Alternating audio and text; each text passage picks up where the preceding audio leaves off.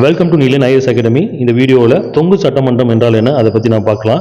ஏன்னா 2026 வந்து தமிழ்நாட்டில் வந்து சட்டசபை தேர்தல் வந்துட்டு நடந்துச்சு. அந்த சட்டமன்ற தேர்தல் ரிசல்ட் வந்துட்டு வந்தாச்சு. இப்போ வந்துட்டு இந்த கவர்மெண்ட் எப்படி தொங்கு சட்டமன்றமாக இருக்கா இல்லை தனிப்பட்ட ஒரு மெஜாரிட்டி வந்து காமிச்சிருக்காங்களா அதையெல்லாம் பார்க்கும்போது இந்த 2026 எலெக்ஷன் படி யார் வந்து எந்த ஒரு கட்சியுமே வந்துட்டு தனி மெஜாரிட்டி வந்து காமிக்கல.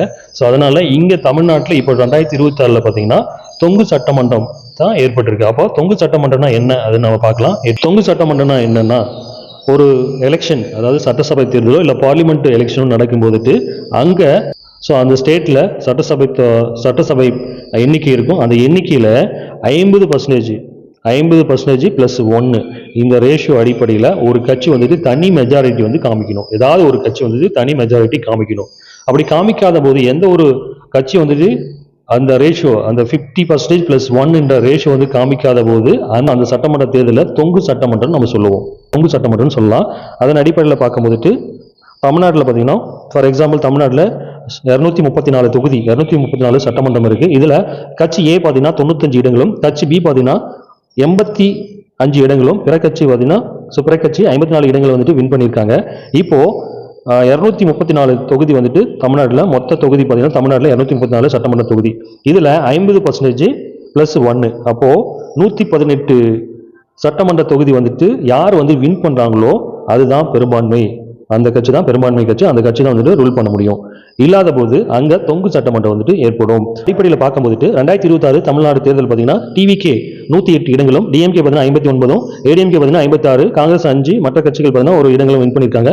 இங்க பார்த்தீங்கன்னா தனி பெரும்பான்மை 234 தொகுதியில 118 தொகுதி வந்துட்டு தனி மெஜாரிட்டி வந்து காமிச்சிருக்கணும். பட் இங்க பாத்தீங்கன்னா எந்த ஒரு கட்சி வந்துட்டு காமிக்கல. சோ இது மாதிரி காமிக்காத ஒரு நிலை தான் நம்ம தொங்கு சட்டமன்ற நிலைன்னு சொல்லுவோம். அப்போ இந்த தொங்கு சட்டமன்ற நிலை வந்துட்டு ஏற்படும் போது யார் வந்து ஆட்சி அமைப்பாங்க? தொங்கு சட்டமன்றம் ஏற்படும் போது யாருடைய ரோல் வந்துட்டு ரொம்ப முக்கியமா இருக்குன்னா கவர்னருடைய ரோல் தான் ரொம்ப முக்கியமா இருக்கும். ஏன்னா வந்துட்டு பார்த்தீங்கன்னா அந்த எலெக்ஷன் வந்து நடக்கும்போது அமைச்சரவை யார் வந்துட்டு அதிக தொகுதி வந்து வின் பண்ணியிருக்காங்களோ இல்லை யார் வந்துட்டு தனி மெஜாரிட்டி வந்துட்டு காமிச்சிருக்காங்களோ அந்த கட்சியை வந்து இன்வைட் பண்ணி அவங்க வந்து ரூல் பண்ண சொல்லுவாரு. சப்போஸ் வந்துட்டு தொங்கு சட்டமன்ற நிலை ஏற்படும் போதும் கவர்னர் வந்துட்டு யார் வந்துட்டு எந்த கட்சி வந்து அதிகமான வந்துட்டு தொகுதி வந்து வின் பண்ணியிருக்காங்களோ அவங்கள வந்து இன்வைட் பண்ணி ஆட்சியா சொல்லுவாரு. இந்தியன் ஆர்டிகல்ஸ் 163 படி ஒரு மாநில ஆளுநர் அந்த ஸ்டேட்ல எலெக்ஷன் நடந்தது. அங்க வந்துட்டு ஒரு கட்சி வந்து தனி பெரும்பான்மை நிலை வந்துட்டு அடைஞ்சிருக்காங்கன்னா அவங்க இன்வைட் பண்ணி வந்து ரூல் பண்ண சொல்லுவாரு. சப்போஸ் வந்துட்டு தனி பெரும்பான்மை இல்ல, தொங்கு சட்டமன்றம் இருக்குது அப்படின்னா அந்த நிலையில கூட இந்தியன் ஆர்டிகல்ஸ் 163 படி அந்த அசம்பிளிக்கு சில தனிப்பட்ட ஒரு தீர்மானம் வந்துட்டு எடுப்பாரு. தனிப்பட்ட ஒரு தீர்மானம் எடுப்பாரு 163 படி.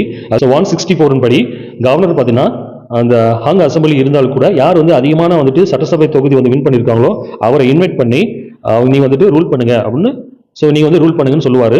சொல்லிட்டு கண்டிஷன் போடுவாரு. 14 டேஸ்க்குள்ளார நீங்க வந்துட்டு ஒரு அறுதி பெரும்பான்மை வந்துட்டு நிலை வந்துட்டு காமிக்கணும். அதாவது தமிழ்நாட்டில் பார்த்தீங்கன்னா 234 தொகுதி இருக்கு. இந்த 234 தொகுதியில 50% ப்ளஸ் 1 அடிப்படையில் பார்க்கும்போது 118 தொகுதி வந்துட்டு நீங்க தனி மெஜாரிட்டி வந்து நிரூபிக்கணும் அந்த 14 டேஸ்க்குள்ளார. சப்போஸ் வந்துட்டு நீங்க நிரூபிக்கலன்னா ஒரு தனிப்பட்ட அதிகாரம் இருக்கு. அது என்னன்னா இந்தியன் ஆர்டிகல்ஸ் 174 படி அந்த சட்டமன்றத்தை நீங்க வந்துட்டு தனி பெரும்பான்மை வந்துட்டு நிரூபிக்காத போது அந்த சட்டமன்றத்தை வந்துட்டு நான் இந்தியன் ஆர்டிகல்ஸ் 144 படி நான் வந்துட்டு இந்த சட்டசபை வந்துட்டு கலைச்சிட்டு அந்த மாநிலத்துல 356 இந்தியன் ஆர்டிகல் 356 படி பிரசிடென்ட் ரூல் வந்துட்டு அறிவிக்க முடியும் அப்படின்னு சொல்லுவாரு. இது எல்லாமே கவர்னருடைய அதிகாரம் கூட. இப்போ வந்துட்டு அசம்பிளி இருக்குது, தொங்கு சட்டமன்றம் இருக்கும்போது கவர்னர் பார்த்தீங்கன்னா மிகப்பெரிய ஒரு கட்சி தலைவர் வந்துட்டு யார் வந்துட்டு சட்டமன்ற தொகுதி வந்துட்டு யார் வந்து அதிகமாக நம்பர்ஸ் வச்சிருக்காங்களோ அவர் இன்வைட் பண்ணி கட்சி வந்துட்டு நீங்க வந்து ரூல் பண்ணுன்னு சொல்லுவாரு. பெரும்பான்மை வந்துட்டு நிரூபிக்க சொல்லுவாரு. அதுக்கப்புறம் நிரூபிக்க முடியலன்னா அவர் வந்துட்டு பிரசிடென்ட் ரூல் வந்துட்டு அந்த ஸ்டேட்ல பிரசிடென்ட் ரூல் வந்துட்டு அறிவிச்சு மறு தேர்தல் வந்துட்டு கொண்டு வருவாரு. ஒரு ஸ்டேட்ல தொங்கு சட்டசபை ஏற்படும் போது கவர்னர் பார்த்தீங்கன்னா எந்த கட்சியை வந்துட்டு இன்வைட் பண்ணி ரூல் பண்ணணும், அதாவது யார் வந்துட்டு சட்டசபை அந்த தேர்தலில் யார் வந்து அதிக சட்டசபை தேர்தல் எண்ணிக்கை வச்சிருக்காங்களோ அவங்கள தான் இன்வைட் பண்ணிட்டு ஆட்சி அமைக்க சொல்லணும். அப்படி பரிந்துரைக்கப்பட்ட ஒரு கமிட்டி எதுனா சர்க்காரியா கமிட்டி. அதுக்கப்புறம் அந்த சர்க்காரியா கமிட்டியின் அடிப்படையில் தொங்கு சட்டமன்றம் வந்துட்டு ஏற்படும் போது அதிக நம்பர்ஸ் வச்சிருக்காங்களா அவங்கள தான் இன்வைட் பண்ணி ரூல் பண்ண சொல்லிட்டாங்க.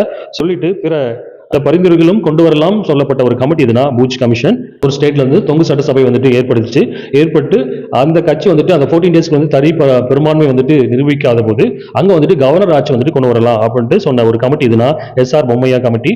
அது இல்லாம வந்து ஒரு கட்சி வந்துட்டு தனி பெரும்பான்மை இல்லாத போது அது வந்துட்டு எங்க வந்து நிரூபிக்கணும், சட்டசபையில தான் வந்துட்டு நிரூபிக்கணும். தனிப்பட்ட ஒரு கவர்னருடைய மாளிகையிலோ இல்ல கவர்னர் கிட்ட வந்துட்டு நிரூபிக்க கூடாது அப்படின்னு சொல்ல ஒரு கமிட்டி எதுனா எஸ்ஆர் பொம்மையா கமிட்டி தான்.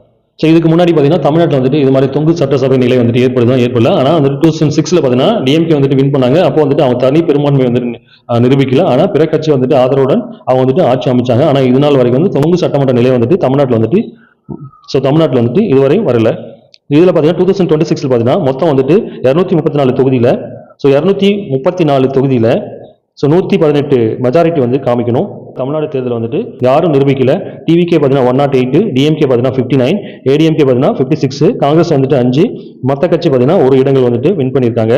இங்க வந்துட்டு இங்க பாத்தீங்கன்னா 118 என்ற ஒரு நம்பர் வந்துட்டு எந்த ஒரு கட்சி வந்துட்டு நிரூபிக்கப்படல. அப்ப நிரூபிக்கப்படாத போது இப்ப 2026 தமிழ்நாட்டில் பாத்தீங்கன்னா தொங்கு சட்டமன்ற நிலை வந்துட்டு ஏற்படுது. இது ஒரு தமிழ்நாட்டில் இதுவரையும் நடக்காத ஒரு நிலை வந்துட்டு இந்த 2026 வந்துட்டு ஹங் அசம்பிளி வந்துட்டு நடைபெற்று இருக்கு.